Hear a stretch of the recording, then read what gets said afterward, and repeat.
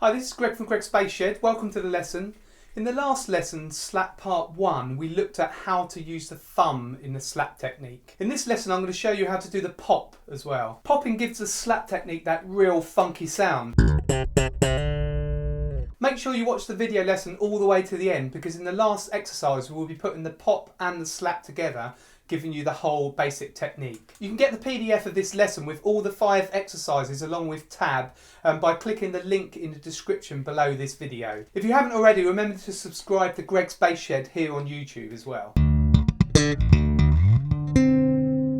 To start with the pop technique, you need to use this part of your finger here, the side of your finger. So you pop up, we'll try that on the G.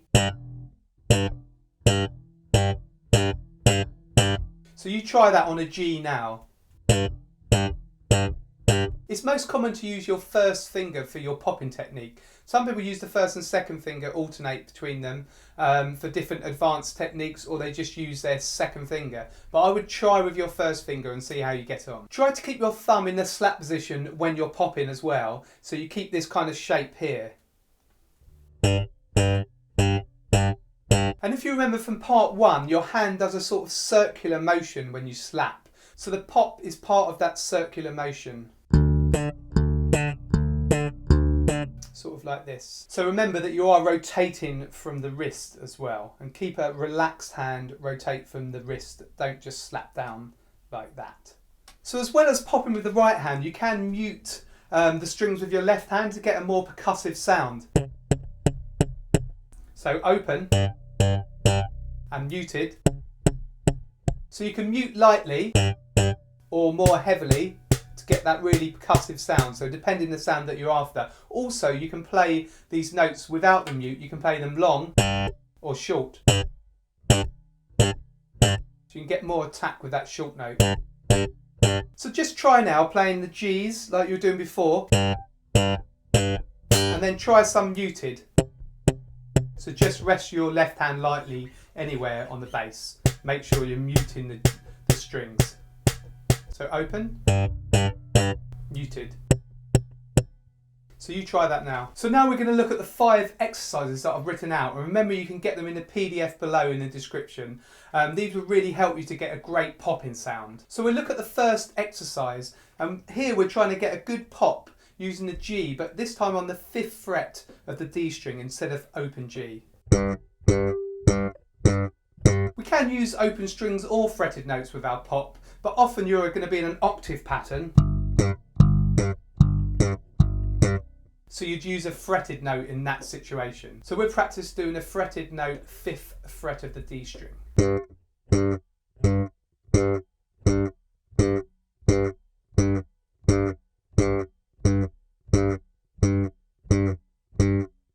So you can practice this exercise using full quarter notes,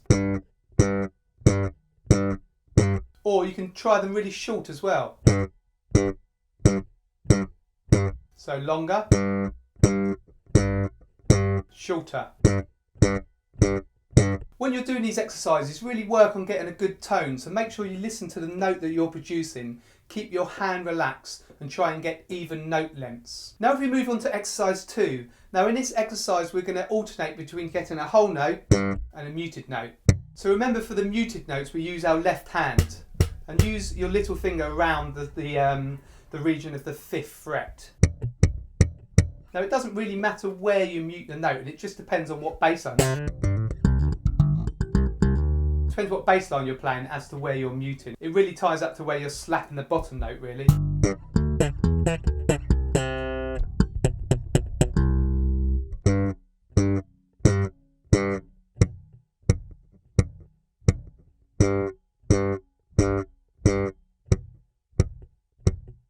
In this exercise we're playing a full measure or a full bar of G's with quarter notes, and then we're going to muted notes and then repeating that.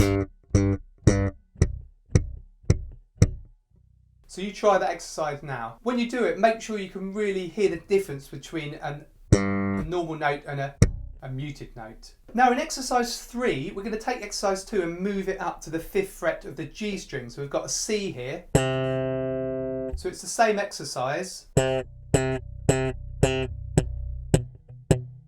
this time on the G string. And again, make sure the notes are even in length and you're getting the difference between the normal note and the muted note.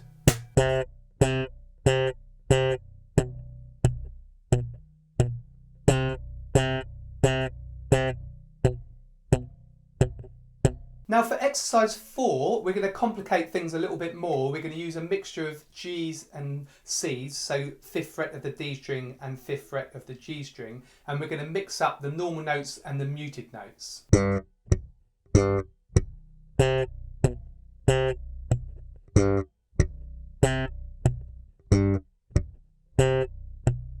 Now this exercise requires a bit more coordination, so make sure you practice it as slowly as you need to first of all before you speed it up. This mixing up of normal and muted notes is really going to become an important part of your slap lines, as they add a really funky element to your playing.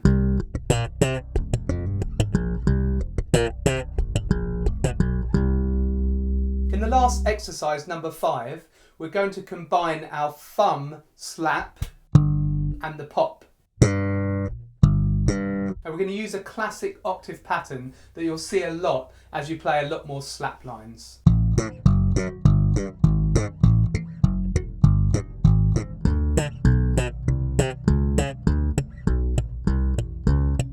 Remember that keeping this hand shape's really important now you're doing this exercise, and the circular motion as well, and a relaxed hand is also very important.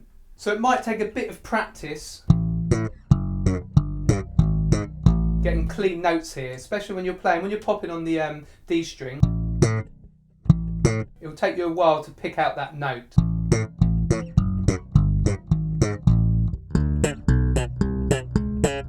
It's easier to pop on the G string because you haven't got a string below it, so the D's in the middle of 2 strings, so it's a little bit harder to get that cleanly. But with practice that will definitely come. And also your accuracy on the thumb takes a bit of practice as well. If you need more help with the thumb technique, then remember you can look at my other video, Slap for Beginners Part 1, that's video number 50, and there should be a link up here now that you can click that will take you to the video. So that will give you a lot more information about the actual slap technique. So once we have this basic octave pattern, we can start to add more funky notes to it.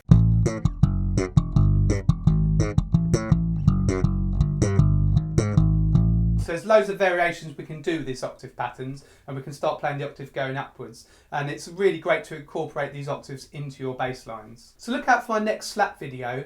We're going to look at some more slap patterns using the thumb and pops, and we're also going to look at how we can imitate drums with our slap patterns. So if we think about the slap, the thumb as the bass drum and the pop as the snare, we can imitate some sort of drum patterns. So download the PDF below in the description and get these 5 exercises and really work on them slowly. So along with the exercises that you've got in part 1, this will give you a really solid foundation for your slap technique, and then you can move on to more complicated rhythms and faster slap lines. Remember to subscribe to my channel here on YouTube, and please like and comment on this video. Leave any comments below. If you need any help, then I'll be happy to help you and I'll answer your questions. Also in the description below there's details about my website, gregsbassshed.com. So I've got more resources on my website. I've got a blog page, and also I've got a mailing list sign up.